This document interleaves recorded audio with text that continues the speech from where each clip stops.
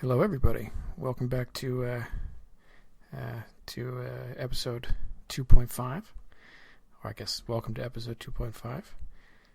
This one is, I promise, is going to be short because mostly I just want to snuggle up close to this cold metal microphone here and whisper sweet nothings to y'all.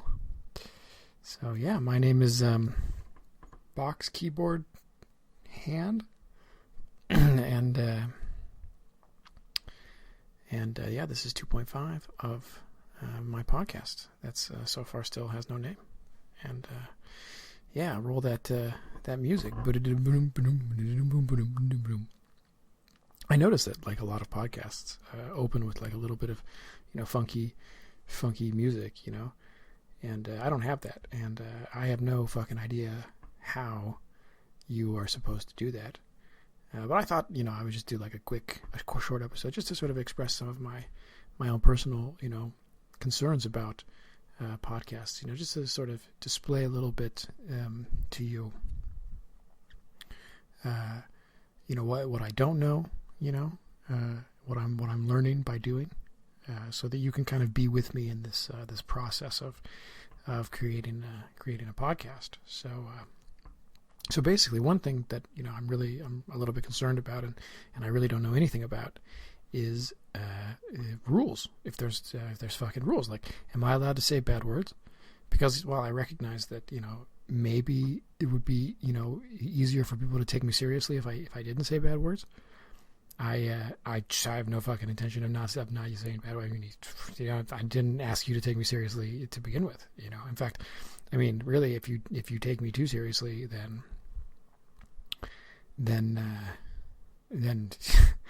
you should probably reflect a little bit on your life choices.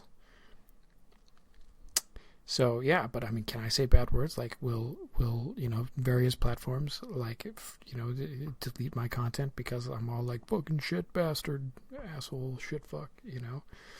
I mean, is there a line there?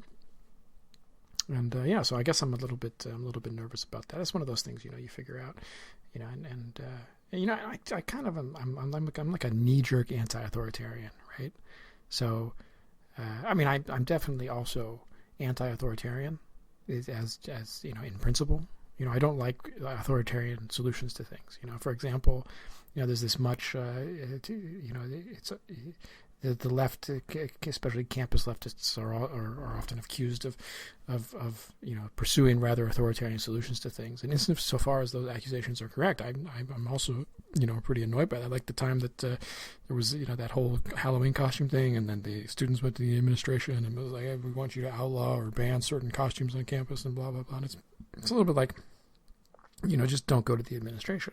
Like, if you think that there are costumes that are inappropriate or racist or something like this, then take matters into your own goddamn hands. I mean, don't run away to the authorities and have them make a ban. Just approach these people directly and be like, hey man, what are you, fucking racist? I mean, call them out. Which is another thing. It's a bunch of bad rep, this whole call out culture. And I think. Also, I mean, there's a time and a place. I mean, first off, it's probably, it probably should be pointed out that the left is generally calling out the left. The so-called purity tests that the left demands of its own members are just that, demanded of its own members. Insofar as these purity tests really exist, and I think that they're more of a sort of an artifact of a sort of angry Twitter mob. And although it's also well known that the left has a hard time getting along together with itself. But still, I mean, no leftist is expecting some right winger to pass a fucking leftist purity test. I mean, it's totally fucking ridiculous. So, but I guess that brings me to another one of my fears, is that, the left is going to fucking hate me. And at least the online left, and definitely the Twitter left, which is why I'm not even on Twitter, because I'm just gonna avoid that whole thing. Which is one of the things that I wonder, because I watch a lot of these like leftist content creators, and I think all of them, or at least nearly all of them, have complained at some point about left Twitter, getting all fucking nuts on them, and just batshit fucking crazy. And it's like, yeah, well, if that's your experience of Twitter, then just get off Twitter, you know? Like, I mean, okay, I like the idea of trying to write extremely succinct arguments to whatever their fucking character cap is, like 167 or whatever it is, right? Like, you know, I gotta really, you know, strip down that argument to its barest minimum, except that that's not what anybody does. They just, you know, link multiple tweets together, you know, and when I saw that happening, it was like when I first came to Germany and I realized that Germans, like, oftentimes will, like, mix Coke, you know, like Coca-Cola, like the drink, into their beer.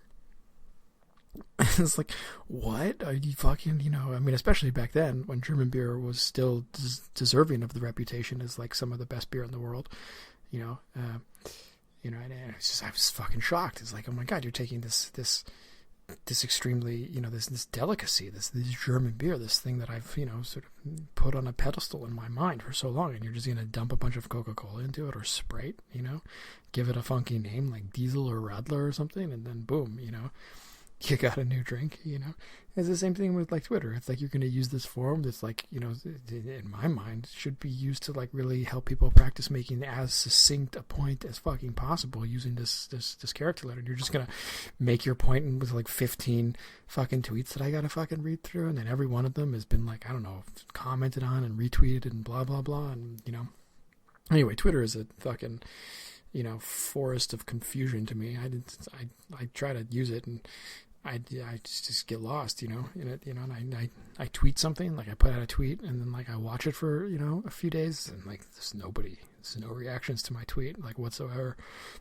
So that's why I'm not on Twitter, you know. It's fuck Twitter, you know. I'm on Facebook, you know. It's obviously, you know, where the mature people are, you know, literally, like, you know, the median age of Facebook users is way higher than Twitter, I guess, you know, so associate with all those fucking kids. Yeah, I also think sometimes, you know, maybe it's not even, you know, this whole leftist Twitter mob, you know, maybe it's not even the left, you know. I mean, you know, call me a fucking conspiracy theorist, but is it not a bit too convenient that the right loves to point out all of these, like, gatekeeping and purity tests that the left does, you know, that it's like, it's another one of those, like, major right-wing internet talking points is about, you know, how the left is all about fucking gatekeeping and this crazy, you know, Twitter mob, and then also this crazy Twitter mob often aims its vitriol, you know, against the left, right? I mean, it's a bit convenient, right? Like, I mean, if you were a right winger, you could just pretend to be a left winger and then, you know, bully a bunch of leftists, and then not only have you bullied leftists, which is something you like as a right winger, but you've also given your right winger persona a bunch of, you know, fucking bullets to use in your internet fucking meme arguments against, you know, the left, right? So it's like a win-win situation for the right. So I just figure that all of those leftist Twitter people are, you know, the angry ones at least, you know, the bullies and the mobbing, you know, they're just fucking right wingers, you know. It's like a false flag thing. So this is things that I think about, you know, from time to time.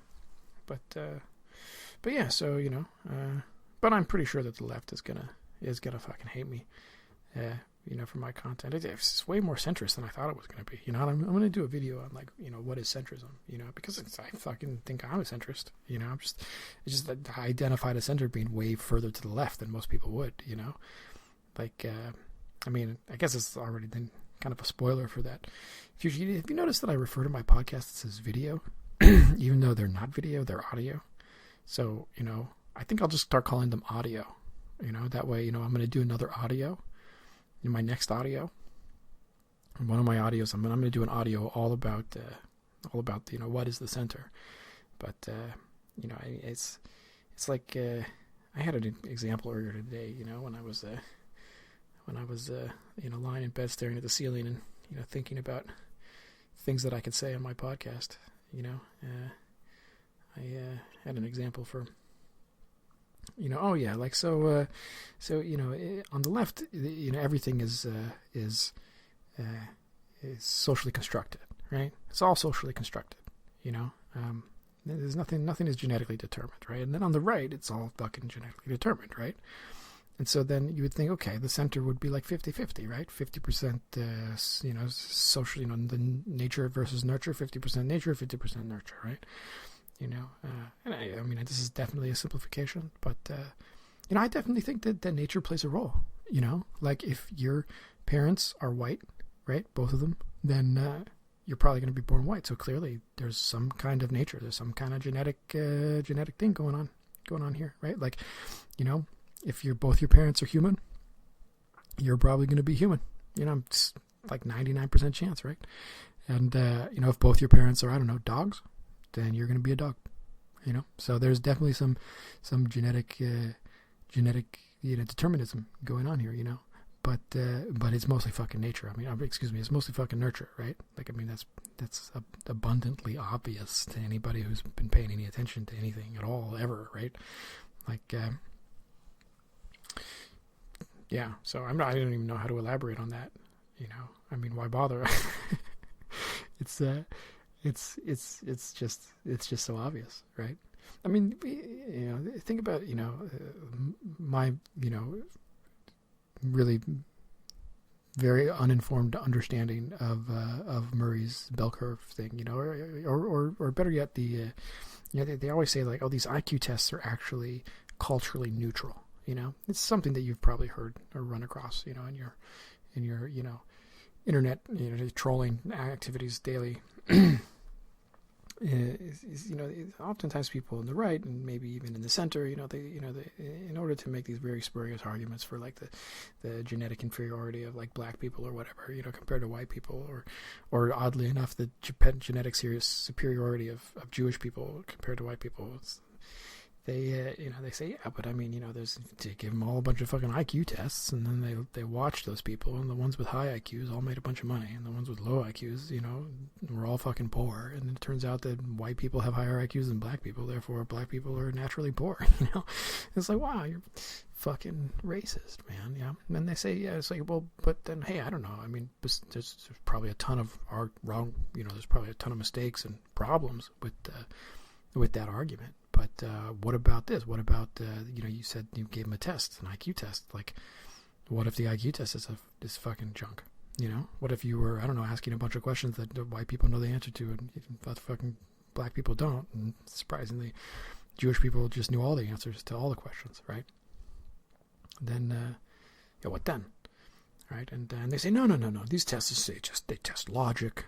We use a bunch of weird symbols. We don't even have full sentences anymore. Like, it's totally culturally neutral. Like, anybody could sit down in front of this test and and take the test without any sort of cultural background or expectations or anything like that. And so it's the test is neutral. It's objective.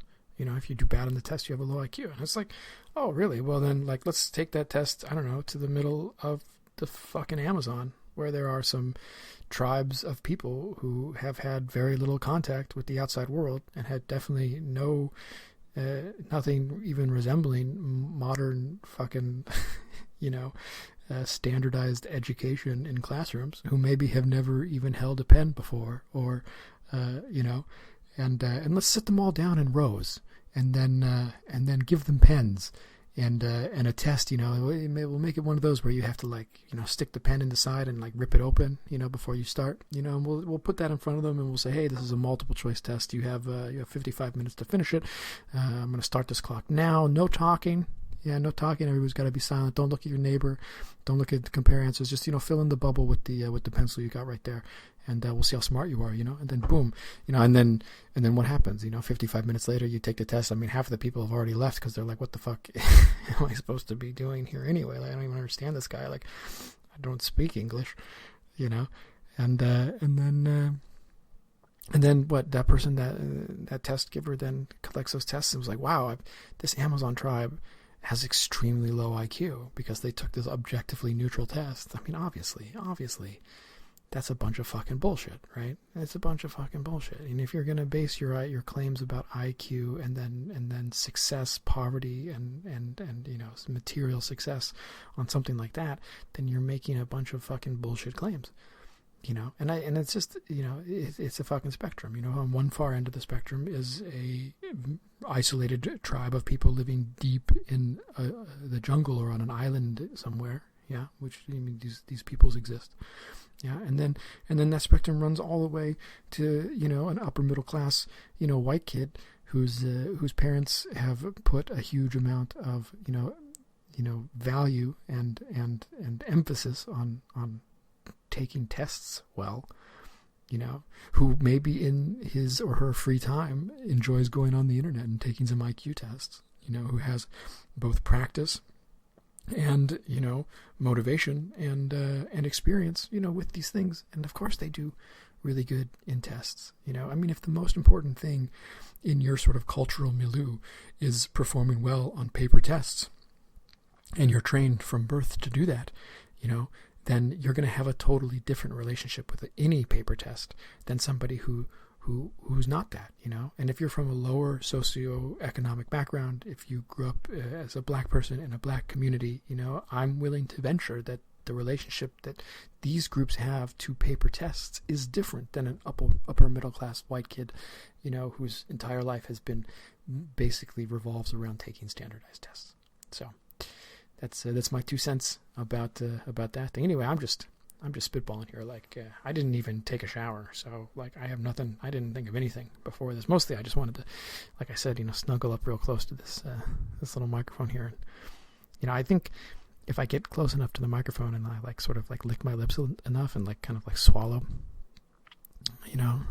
it's a little bit of an ASMR thing. So and I know that that's not like a really good way to differentiate myself, because it's just a fucking ton of ASMR. I don't even know if my microphone is really good enough for ASMR, but yeah, it's just here's the sound of my finger running over a comb. Oh yeah, that does it. Yeah.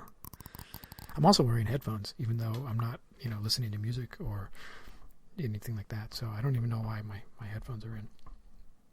Oh, and that's what I wanted to tell you guys. This one's going to be really short, by the way, because I'm totally out of things to say. And I mean, I'm sure you come here for the deep, fucking political commentary, and not for me just rambling about shit. But I did figure something out. So first off, I noticed listening to my podcast that I talk so fast, right? I'm just this super fast talker, just talk, And I think I think it's wonderful. I think I'm really good at talking fast, but with these recording software, you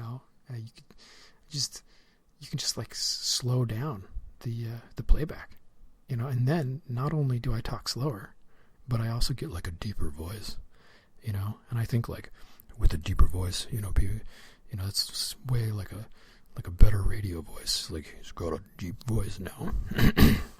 So yeah, that's another trick of the trade.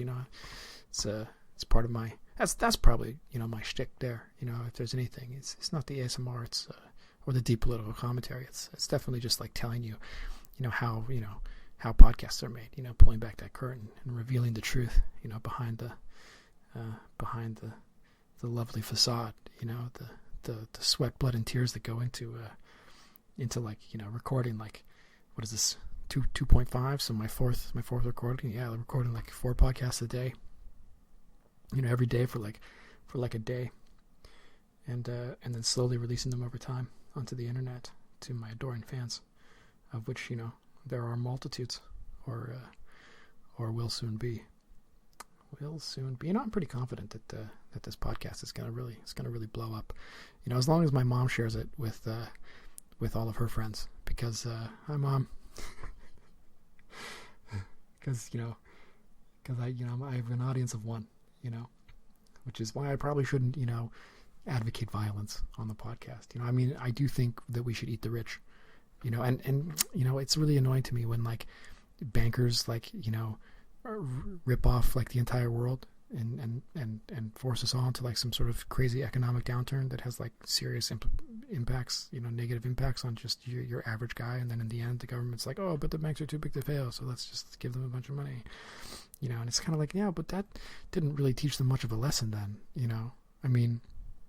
sensibly, you should have just nationalized the bank, but probably pragmatically, you should have just lined them up, all those bankers up against the wall, what I'm saying? Pop, pop, pop, Anyway, people really don't like it when I say stuff like that. But I'm only half joking. I'm joking. It's what I'm trying to, I'm only half not joking, right? I'm joking.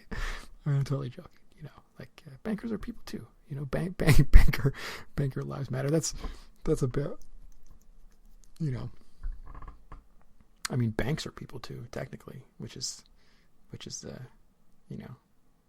not problem without problem. It's fucking problematic, right? But so anyway, this one's probably not going to go online. I mean, especially since I don't know what any of these community standards are for any of the things that I'm going to post any of this to. I mean, there's before I become get a multitude of adoring fans, it'll probably be more like, yeah, but actually you just got banned from all the different platforms. They deplatformed me because I'm a fucking crazy radical, radicalizing the youth, Yeah. Socrates was killed for corrupting the youth, but actually the truth is that, he just spent his whole life walking around asking people questions and telling them why they're wrong. And, I mean, you would have killed him too. Right? It's like, hey, what do you think justice is, Bob? And I was like, oh, fucking Socrates. Like, really? You want to do this? Well, okay, justice is like doing the right thing. Yes, but actually think about it this way, Bob. It's like, fucking Socrates, right? So, anyway, I'm not going to tell you what to think. I mean, shit, I mean, what I tell you doesn't matter anyway, right? I mean, we think that we decide what we think, but that's definitely not the case. You just think whatever, thinking is done automatically. And then if you're asked to, justify your opinions for things, you just get really defensive about it. It's the human way, so yeah. So if you're like a right-wing conspiracy theorist, which I'm sure most of you are, congratulations. All right, well, that's it. That's all I'm going to do. Just a short one, like I said. And it's totally going to stop talking now. I have nothing more to say today. It's been a long day. Recorded a bunch of podcasts. It's pretty good for a first day of podcast recording. So definitely, this is my last podcast for today. I mean, it's almost noon. I gotta get to bed because I gotta do a bunch of online gaming tonight around 8:00. So I gotta get that beauty sleep in. Yeah. All right. So anyway, thank you for listening, and like and subscribe or whatever, and support me on Patreon. I don't really know how that works, Patreon. So I hope basically you just agree to give me a certain amount of money every month in perpetuity. And, but how about this? As soon as I make more than, let's say, I don't know, $3,000 a month, anything additional, I will donate to the local radical leftist cause of my choice. So that's a promise. I'll probably repeat it again in the future because, I don't know if anybody's actually listening to this podcast, but once I'm big and people are regularly listening to my podcast, then I'll repeat the promise that anything more than 3,000, like net, gets donated to the local radical leftist cause of my choice. So yeah, that's my promise to you. You heard it here first on this podcast, and yeah, my name is Kindle Weird Story Game Dice Thing Pencil. Thank you.